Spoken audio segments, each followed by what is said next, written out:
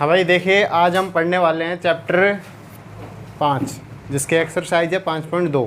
ठीक है, और 5.1 में हमने कंप्लीट किया, उसमें अधिकतर जो मान हमने ज्ञात किया है ए और डी, और साथ में एपी की पहचान किस तरीके से की जाती है। आज हम पढ़ेंगे एपी का nवां पद ज्ञात करना। ठीक है, यानी चैप्टर 5.2 इसमें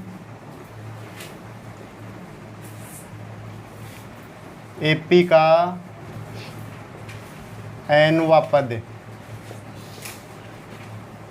nवां जो पद होता है इसको बोलते हैं व्यापक पद।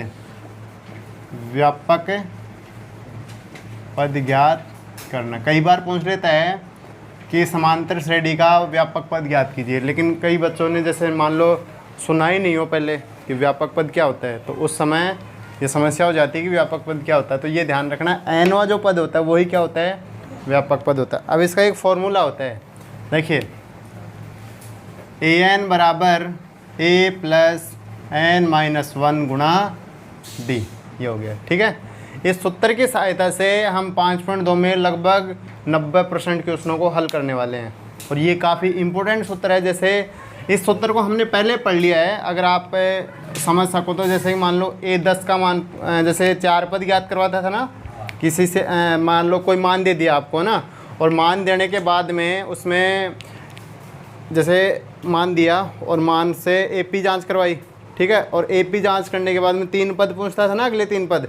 तो 4 पद तो हमारे पास होते थे, लेकिन उसमें अगले 3 पद और ज्ञात करते हैं। तो अगले 3 पद जब इसमें ज्ञात करेंगे ना, तो उसमें क्या करते थे, 5वां पद निकालते हैं। कौन सा पद निकालते हैं, 5वां। और 5वां पद निकालेंगे तो उसके लिए A5 का सूत्र क्या होता है, a प्लस 4d, है ना।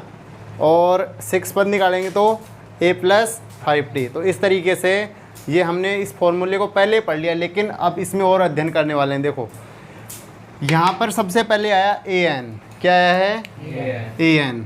तो an का मतलब होता है अंतिम पद। क्या होता है, अंतिम पद। और अंतिम पद होता है, इसको l से व्यक्त किया जाता है। ठीक है, a आ रहा है तो a बराबर क्या होगा, प्रथम पद। प्रथम n बराबर हो जाएगा पदों की संख्या, पदों की संख्या। d बराबर हो जाएगा सार्व अंतर। d बराबर क्या हो गया, सार्व अंतर हो गया। ठीक है, यानी an बराबर अंतिम पद, a बराबर प्रथम पद, n बराबर पदों की संख्या, d बराबर सार्व अंतर। अब देखिए ये हमारे पास यहाँ पर 4 पद हो गए, या फिर 4 मान हो गए, 1 2 3 4। इन 4 मानों में से आपको हमेशा 3 मान दिए जाएंगे। या तो an का मान दे देगा, a का मान दे देगा, n का मान, तो d का मान ज्ञात करवाएगा। अब ये पर्सन है ना, पर्सन, कोई भी पर्सन होगा, इन चारों मानों के इर्द गिर्द ही घूमेगा, 3 मान देकर चौथा मान ज्ञात करवाएगा। ठीक है, an कब ज्ञात किया जाता है, n कब ज्ञात किया जाता है, तो इसके लिए इम्पोर्टेंट 2 नोट है। लेकिन उससे पहले हम यहाँ पर सबसे पहले इसके देखिए एग्जाम्पल करते हैं कि an यानी nवां पद किस तरीके से ज्ञात किया जाता है इसमें। ठीक है, तो जैसे कि मान लो आपको एक एग्जाम्पल दे दिया, एक a और p, यहाँ पर 2 बिंदु होते हैं, ये ध्यान रखना हमेशा। बराबर का चिन्ह इसमें नहीं आता है।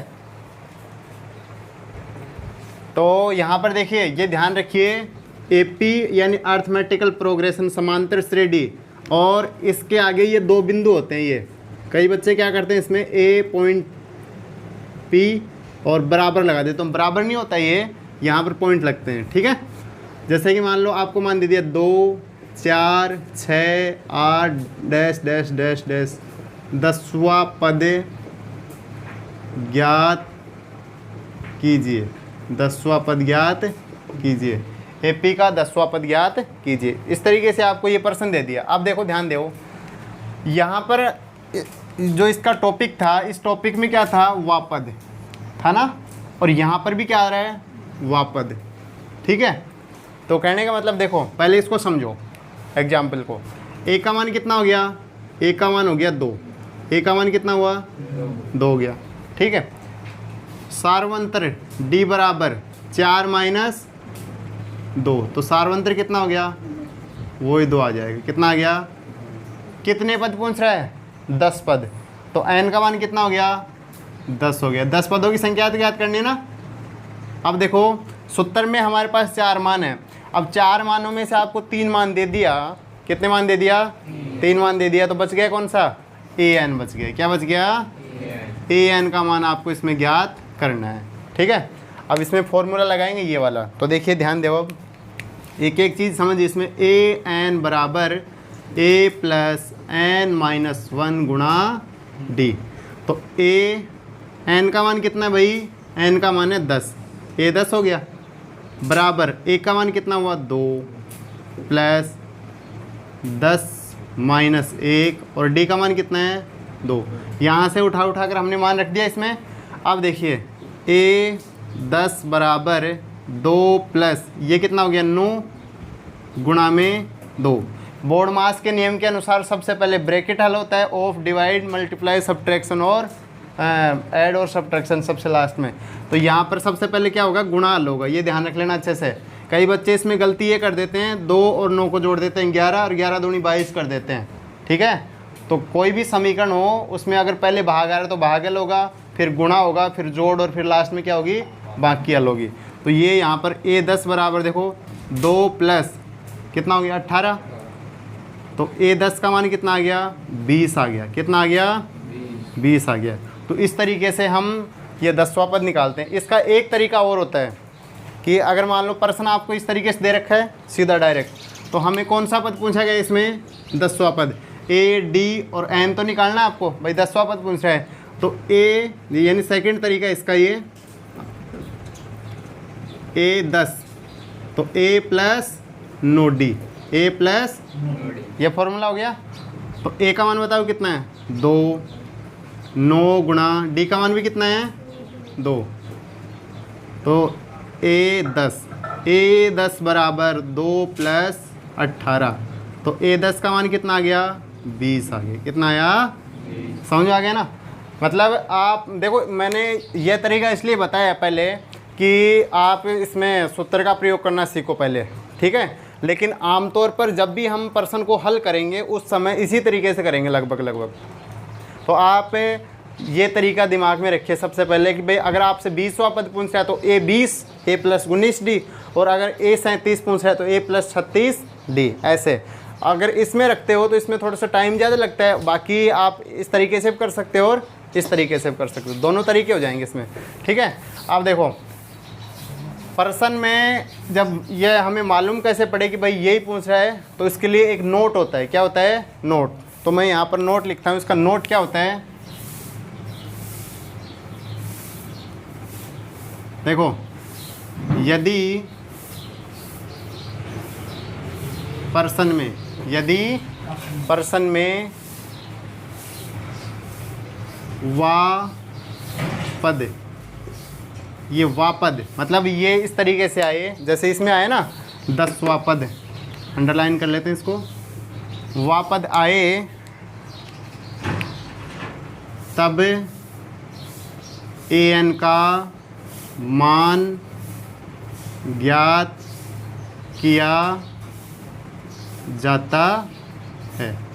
किसका मान ज्ञात किया जाता है? an का। ये ध्यान रखना, हमेशा इंपॉर्टेंट नोट है। यदि प्रश्न में वा पद आए, मतलब वा पद का मतलब ये हो गया 20वां, है ना, 27वां पद, 30वां पद, तो उसमें आगे क्या लग रहा है? वा पद।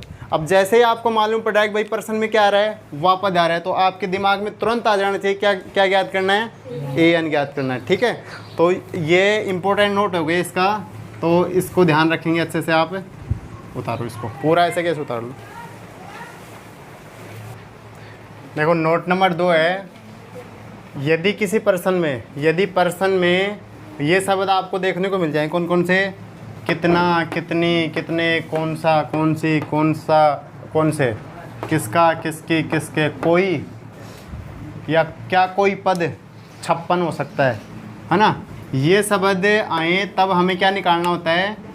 n निकालना होता है। मतलब उस समय आपको an का मान दिया जाएगा। किसका मान दिया जाएगा? an का। तो ये ध्यान रखना, ये अगर आपके पास नोट नंबर 2 इस तरीके से इनमें से कोई शब्द पूछ रहा है तो आप निकालेंगे। ठीक है, अब देखो यहाँ पर ही समझो इसको। एक AP दे रखी है आपको, एग्जाम्पल नंबर 4 है AP 21, 18, 15 का कौन सा पद, देखो अब कौन सा शब्द आ गया ना इसमें, तो कौन सा पद -81 है, ठीक है, एक क्वेश्चन यहाँ तक। साथ ही क्या AP का कोई पद शून्य है, अब मतलब दोनों में है ना, दोनों में देखो, इसमें भी कोई शब्द आया ना, कोई पद शून्य है, सही कारण उत्तर दीजिए। तो देखो सबसे पहले तो हम इसको हल करते हैं ऊपर वाले को। यहाँ पर देखो A का मान तो कितना हो गया 21 हो गया, A का मान कितना हो गया 21, D का मान बताओ कितना 18 माइनस 21, तो D बराबर आपके पास आ गया -3। कौन सा पद है, तो कौन सा पद मतलब n ज्ञात करना है ना, तो यहाँ पर an का मान हमारे पास कितना हो गया -81 माइनस, और ज्ञात क्या करना है n ज्ञात करना है, क्या ज्ञात करना है n। तो देखो इसमें फॉर्मूला लगाओ, कौन सा, an बराबर a प्लस n माइनस 1 गुणा d, इस उत्तर की सहायता से करेंगे। तो देखो an का मान कितना हो गया -81, a का मान 21 प्लस n ज्ञात करना है -1 गुणा -3, इसमें मान हमने रखा है -81 बराबर 21, अब 3 से गुणा कर देखो -3n, और ये माइनस से माइनस गुणा होगा +3 हो गया, ठीक है। अब देखो आगे और देखो इसको, -81 बराबर 21 और 3 कितना हो गया 24 माइनस का 3n।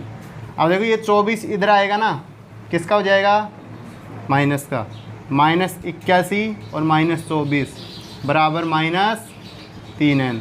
तो देखो -105 और ये -3n, तो माइनस से माइनस कट, तो n बराबर कितना हो गया 35, n बराबर कितना हो गया, यानी 35वां जो पद होगा ना, इस AP का 35वां पद होगा, वो माइनस क्या होगा 81 होगा, क्या होगा, समझ आ गया। अब देखो साथ में दूसरा और पूछा इसी में, ये तो हो गया आपका फर्स्ट क्वेश्चन। अब इसमें सेकंड और पूछा है, क्या AP का कोई पद शून्य, अब कोई हो या फिर कुछ भी ये शब्द आ जाए ना, तो उस समय आपके पास an का मान होगा, तो an क्या हो गया इसमें शून्य हो गया, क्या हो गया शून्य हो गया, यानी कोई पद शून्य है ना, कोई पद क्या है शून्य, तो यही फॉर्मूला लग जाएगा वापस, an बराबर a प्लस n माइनस 1 गुणा d। अब मान रखो, देखो 0, a का मान कितना हो गया भाई 21,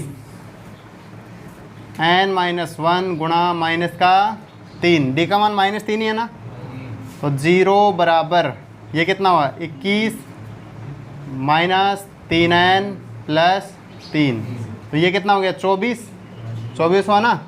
तो अब देखो 0 बराबर 24 माइनस 3n, तो ये इधर आएगा माइनस का 24 हो जाएगा, बराबर -3n, तो n बराबर क्या आ गया 8 या, यानी 8वां जो पद होगा ना इसका, 8वां पद होगा वो क्या हो जाएगा शून्य हो जाएगा। क्यों हो जाएगा, देखो यहाँ पर ये जो समांतर श्रेणी है ना, वो लगातार क्या होती जा रही है, घटती जा रही है ना।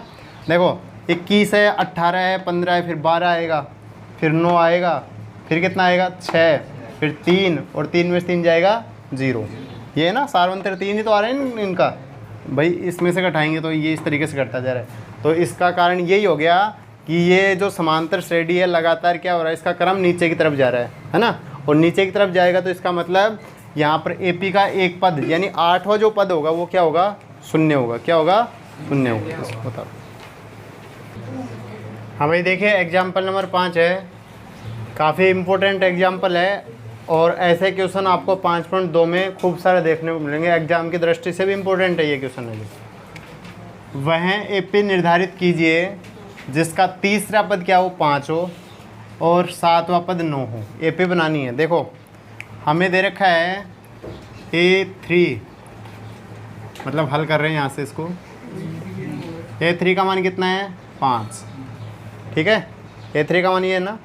तो आप देखिए ध्यान दो, A3 का सूत्र होता है A plus 2D, A plus, और इसका मान कितना है 5 है, समझ आ गया। अच्छा एक कितना दे रखा है 7वां पद A7, इसका मान कितना है 9, तो A7 का सूत्र क्या होता है A प्लस 6D बराबर कितना है 9 है। समझ आया सभी को यहाँ तक?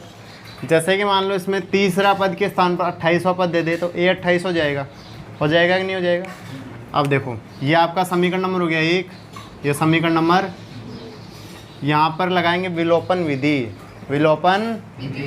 और विलोपन विधि तीसरे चैप्टर में पढ़ा है ना हमने, और मैंने वहाँ पर जिक्र भी किया था कि विलोपन विधि का प्रयोग प्रश्नावली 2 में भी होता है, प्रश्नावली 3 में भी होता है, प्रश्नावली 5 में भी होता है। तो ये विलोपन विधि काफ़ी इंपॉर्टेंट विधि है। अब देखो यहाँ पर इसके चिन्ह बदलेंगे, ये प्लस है ये माइनस, ये प्लस है ये माइनस, और ये भी माइनस। अब ये दोनों तो कट जाएंगे यहाँ पर, और ये 2d और ये माइनस का 6d, तो 6d में से 2d गए माइनस का 4d, और इधर कितना 5 में से 9 गया माइनस 4, तो d का मान कितना आ गया 1 आ गया। कितना आ गया 4 एकम 4। ठीक है। अब जो d बराबर 1 आया है ना, d बराबर 1 समीकरण 1 में रखने पर, 1 में रखने पर, तो 1 में रख दो a प्लस 2 गुणा 1 बराबर 5, तो a का मान कितना आ गया 5 माइनस 2, 2 एकम 2 हो जाएगा, और ये आगे चला जाएगा, मतलब a का मान कितना आ गया आपके पास 3 आ गया। अब जब आपके पास a आ जाए और d आ जाए, a और d ये दोनों मान आ जाए, तो उस समय आप क्या बना सकते हो, AP बना सकते हो ना आराम से। तो देखिए ये जो इसकी AP बनेगी, आप यहाँ पर नीचे कर लेना इसको, इसकी जो AP बनेगी वो क्या बनेगी, प्रथम पद कितना 3, सार्वंत्र कितना है 1 है ना, तो 1 जुड़ता जाएगा 4 5 6 7 ऐसे, ये क्या बन गई आपकी AP बन गई। इसमें क्या बन गई AP तो बनवा रहा है ना, AP निर्धारित कीजिए। AP मतलब A और D का मान यदि आपके पास हो तो आप क्या बना सकते हो AP बना सकते हो। अगर मान लो यहाँ पर D के स्थान पर 2 होता, A होता 3, तो यहाँ पर 3 और 2 5, 5 और 2 7, 7 और 2, तो इस तरीके से ये AP बन जाती है। ठीक है, ये आपका एग्जाम्पल हो गया 5। एग्जाम्पल नंबर 6 देखिए, क्या संख्याओं की सूची 5 11 17 23, 5 11 17 23 का कोई पद 301 है। तो मैंने एक नोट लिखवाया था, नोट नंबर 2, उसमें एक शब्द लिखवाया था कोई, तो उसमें मैंने लिखवाया था कि अगर कोई आ जाए तो उस समय हम क्या ज्ञात करते हैं, n ज्ञात करते हैं। तो a का मान बताइए, a का मान तो हो गया 5, a का मान कितना हो गया, d का मान कितना हो गया 11 माइनस 5, यानी d बराबर हो जाएगा 6। और कोई पद मतलब 301 है an, और इसमें ज्ञात क्या करना है, फिर n ज्ञात करना है। तो सूत्र लगाएंगे an बराबर a प्लस n माइनस 1 गुणा में d। तो an का मान हो गया 301, a का मान हो गया 5, n का मान ज्ञात करना है, और d का मान कितना हो गया 6। तो देखो 301 बराबर 5 प्लस 6n माइनस 6, ये आया ना। तो देखो अब इसमें 301 बराबर ये कितना बच गया, 5 में से 1 गया, यानी 6n माइनस 1। अब ये 1 किधर आएगा ना, तो प्लस का हो जाएगा, मतलब कितना हो गया 302 हो गया, 302 बराबर 6n। हमें मान किसका निकालना है, n का निकालना ना। तो ये 6 इसके साथ किसमें, गुणा में, किसमें है, गुणा में है। तो गुणा में है तो यहाँ पर n बराबर कितना हो जाएगा 302 बटा 6। तो n का मान है ना, देखो कितना आ रहा है, यानी 5 बार गया भाग। ठीक है, फिर 2 में भाग नहीं जा रहा, भाग टूट गई सुपर। ठीक है, भाग टूट गई सुपर। तो यहाँ पर फिर कितना बचेगा 2, फिर पॉइंट कितना है, पॉइंट आया ना 20 हो गया, तो 50.3 ऐसे ये चलता रहेगा। तो मतलब 301 है ना, ये पूरा मान नहीं आ रहा ना, नहीं आ रहा ना, मतलब दशमलव में आ गया। किस में आ गया, और दशमलव में यदि कोई मान आ जाएगा तो उसमें वो पद होता ही नहीं है। तो ये 301 इस समांतर श्रेणी का पद नहीं है। ठीक है, क्यों, कारण पूछ रहे हैं ना क्यों, तो इसमें लिख देंगे कि n का जो मान है वो कंप्लीट पद नहीं आ रहा है इसमें। एग्जाम्पल 7 देखो, ये भी इम्पोर्टेंट एग्जाम्पल है। 2 अंकों वाली कितनी संख्या 3 से विभाज्य, विभाज्य का मतलब होता है भाग देना, क्या देना। अब 2 अंकों की संख्या कहाँ से स्टार्ट होती है, पहले तो ये बताओ। 10 से स्टार्ट होती है, और ख़त्म कहाँ पर होती है, 99 के ऊपर। कहाँ पर ख़त्म होती है, 99 के ऊपर। तो देखिए ए पी, इसकी ए पी बनाएंगे। 2 अंकों वाली कितनी संख्या 3 से, और इसमें आ रहा है कितनी, कितनी आए ना, तो कितनी मतलब वो यहाँ निकालना है। तो देखो सबसे पहले तो ए पी बनाएंगे, 10 में 3 का भाग नहीं जाता है, 11 में भी नहीं जाता है, 12 में जाता है ना। तो यहाँ पर AP बन जाएगी, देखो 12, 15, 18 dash dash dash dash 99, last में 99। ठीक है, समझ आ गया। A का मान 15, सॉरी A का मान 12, A का मान कितना हो गया 12, यानी A बराबर आपके पास हो गया 12। D का मान हो गया 3 और AN का मान हो गया 99। AN का मान कितना हो गया 99। फिर ज्ञात क्या करेंगे, N ज्ञात कर लेंगे। देखो अब इसमें फॉर्मूला लगाओ। हाँ, AN बराबर A प्लस N माइनस 1 गुणा D। तो AN का मान है 99, A का मान कितना हो गया 12, N माइनस 1 और D का मान कितना हो गया 3। तो 99 बराबर 12 प्लस 3N माइनस 3 हो गया। ठीक है, देखो अब 99 बराबर 3N माइनस कितना बचा बताओ 9, प्लस का 9 बच गया ना। तो 12 में से 3 गए माइनस का, कितना बचा 9 बच गया। अब इस 9 को इधर लाएंगे ना, प्लस का है, यानी 99 माइनस 9 बराबर 3N। तो 3N बराबर कितना हो गया 90। तो N बराबर कितना आ जाएगा 30 आ जाएगा। N बराबर कितना आ जाएगा 30। तो यहाँ पर 2 अंकों वाली 30 ऐसी संख्या है जो 3 से क्या है विभाज्य है। कहाँ से 2 अंकों वाली है ना, 2 अंकों की हो गई। ठीक है, उतर। हाँ भाई देखिए, एग्जाम्पल नंबर 8 है। AP दे रखी है आपको 10, 7, 4 माइनस 62 का अंतिम पद से प्रथम पद की ओर है ना, 11वां पद याद करो। अंतिम पद से पूछ रहा है, बाकी जो सिंपल AP होती है उसमें सीधा पूछता है कि भाई 11वां पद याद करो, लेकिन इसमें क्या पूछ रहा है अंतिम पद से। देखो अब समझो इसमें एक बार, तो समझने वाली बात है वो क्या है कि जैसे हमारे पास 2 स्थान हैं, एक स्थान है A और एक स्थान है B। ठीक है भाई, जैसे मान लो कोई कार है, यहाँ से स्टार्ट हो रही है तो ये हो गया उसका प्रथम पद, और यहाँ पर ख़त्म हो रही है वो उसका हो गया अंतिम पद। ठीक है, एक कार यहाँ पर ख़त्म हुई, यहाँ पर इसकी मतलब जो स्पीड वगैरह यहाँ पर ख़त्म हुई। इसके बाद में मान लो ये कार वापस दोबारा से यहाँ से स्टार्ट हो रही है और ख़त्म कहाँ पर हो रही है C पर। तो स्टार्टिंग पॉइंट दोबारा से यहाँ से हुआ ना इसका, तो ये हो गया A और ये हो गया अंतिम पद। समझ आ गया। मतलब यहाँ पर जो अंतिम पद होगा वो क्या होगा, A का मान होगा। क्या होगा A का मान। और जो सार्वंतर रहेगा ना, सार्वंतर जैसे देखो 7 में से 10 गया, कितना आएगा माइनस का 3 आएगा। लेकिन इसमें सार्वंतर हमेशा हम लेंगे विपरीत चिन्ह में, माइनस का आएगा तो प्लस का और प्लस का आएगा तो माइनस का। ये चीज़ें इसमें ध्यान रखने वाली हैं जो कि हम इसमें करेंगे। देखो अब मैं इसमें कुछ चीज़ें लिख देता हूँ, वो आपको हमेशा ध्यान रखनी है कि इस तरीके से अगर देखो अंतिम पद से कोई पद पूछता है, अंतिम पद से कोई पद पूछे तो इसमें चाहे आप हेडिंग भी लगा सकते हो, अंतिम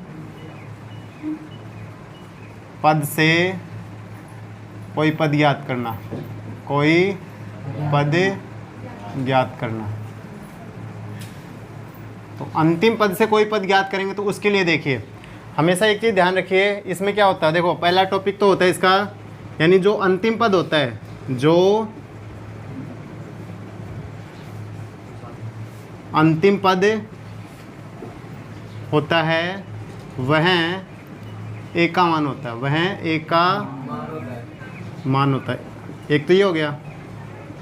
ठीक है, जो अंतिम पद होता है जैसे -62 है तो यहाँ पर ये क्या हो जाएगा A हो जाएगा। क्या हो जाएगा A। और दूसरा इसका टॉपिक है सार्वंतर, सार्वंतर D को हमेशा विपरीत चिन्ह में लेंगे, विपरीत चिन्ह में लेंगे। यदि प्लस का आ रहा है तो माइनस का, और माइनस का आ रहा है तो प्लस का। अब देखो ये समझो ये क्वेश्चन कैसे होगा। हमारे पास यहाँ पर आमतौर पर इसमें देखा गया कि A का मान 10 है, लेकिन इस 10 से थोड़ी पूछ रहा है, कहाँ से पूछ रहा है अंतिम पद से, तो अंतिम पद यहाँ से, तो ए का मान कितना हो गया, ए का मान हो गया -62, ए का मान कितना हो गया -62। अब डी डिपेंड किस पर करेगा, देखो 7 - 10, तो इसका डी आया यहाँ पर -3 आया ना। लेकिन देखो हमें क्या करना है अब, चूँकि डी बराबर कितना हो जाएगा इसका 3, डी बराबर कितना हो जाएगा इसका 3, और इसमें लिख देंगे अंतिम पद के कारण, अंतिम पद के कारण, भाई अंतिम पद से पूछ रहा है ना, इस वजह से। अब देखो कौन सा पद पूछा है, 11वां पूछा है ना, 11वां पूछा, तो देखो A11 बराबर A + 10 D, तो A का मान कितना है -62 + 10 × 3, तो A11 का मान कितना हो गया -62 + 30, तो A11 का फॉर्मूला बन गया, A11 का मान आ गया -32। ठीक है, बताओ। हाँ भाई देखिए एग्जाम्पल नंबर 9 है, आवाज़ नहीं पीछे। एग्जाम्पल नंबर 9, 1000 रुपये की धनराशि 8% साधारण ब्याज पर निवेश की जाती है। प्रत्येक वर्ष के अंत में ब्याज प्रकलित किया गया, क्या यह ब्याज एपी बनाता है? यदि ऐसा है तो इस तथ्य का प्रयोग करते हुए 30 वर्षों के अंत में ब्याज प्रकलित कीजिए, है ना। देखो इसमें जो ए का मान दे रखा ना, यहाँ पर क्या बोला गया है कि 1000 रुपये की धनराशि है, मतलब स्टार्टिंग कहाँ से की गई है 1000 से, है ना, मतलब मूलधन हो गया, क्या हो गया मूलधन हो गया, या पी बोल सकते हैं 1000 रुपये। कितना हो गया 1000 रुपये। और जो ब्याज हुआ ना, ब्याज कितना इसमें, ब्याज नहीं दर 8%, और जो समय है, समय हम इसमें लेंगे 1 वर्ष 2 वर्ष 3 वर्ष ऐसे लेंगे, ठीक है। पहले 1 वर्ष का, फिर 2 वर्ष का, और फिर 3 वर्षों का। अगर इनको हल करने से ब्याज की एपी बनती है तो 30 वर्षों का भी निकालना अपने को, यानी 1 2 3। तो देखो सबसे पहले प्रथम वर्ष का ब्याज, प्रथम वर्ष का ब्याज। अब ब्याज का सूत्र क्या होता है, मूलधन गुणा दर गुणा समय और बटे में 100। प्रथम वर्ष का निकाल रहे हैं तो ब्याज बराबर मूलधन कितना हो गया 1000 है या 10,000 है, 1000 है क्या, 1000 दर 8, और समय प्रथम वर्ष का है 1 वर्ष, बटे में 2 0 से 2 0 कैंसिल, कितना हो गया 80 रुपये हो गए। कितना हो गया 80 रुपये हो गया।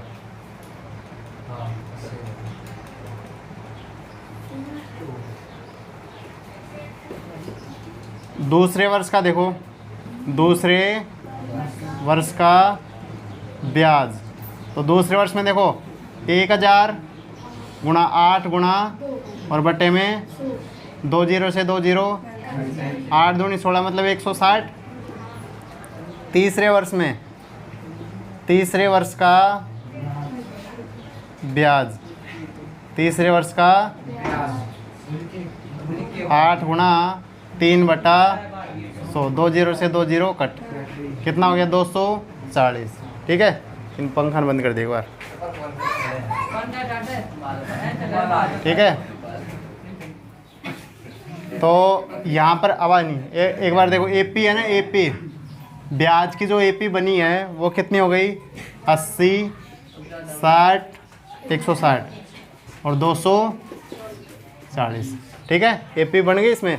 अब देखो ए का मान कितना हो गया, ए का मान हो गया 80 और डी का मान भी कितना हो गया 80 हो गया। 160 में से 80 जाएगा, कितना बचेगा, भाई एपी बन गई ना इसमें। अब तो अब देखो एपी बनी है तो हमें क्या करना है 30 वर्षों का भी निकालना ना।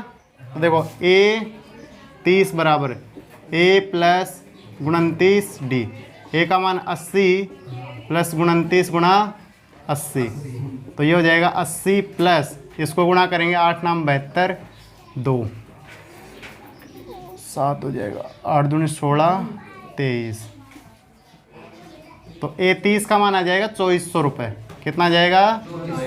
2400 रुपये। यह आपका एग्जाम्पल कौन सा हो गया? नो। करो।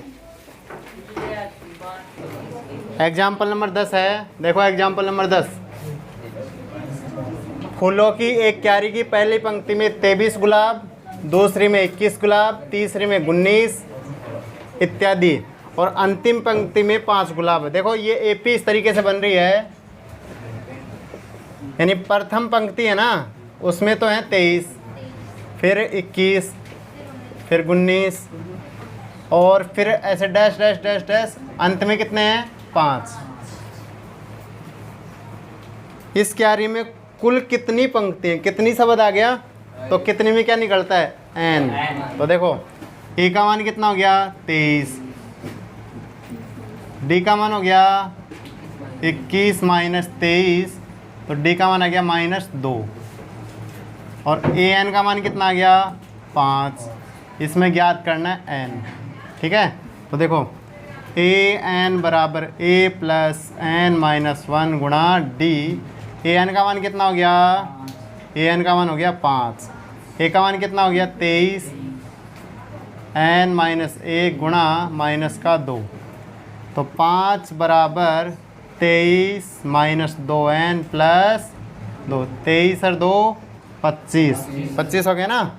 तो देखो 5 माइनस 25 बराबर कितना बचा? माइनस का 2n। तो कितना हो गया? माइनस का 20, और ये माइनस का 2n, तो n बराबर कितना आ गया भाई? 10। यानी 10 पंक्तियाँ हैं जिसमें हम ये रखेंगे, है ना। 10 कैरी, कितनी कैरी हैं? ये आपका 5.2 है ना, इसका एग्जाम्पल कंप्लीट हो गए। कल हम क्वेश्चन करेंगे इसके। कौन सा एग्जाम्पल है सर ये?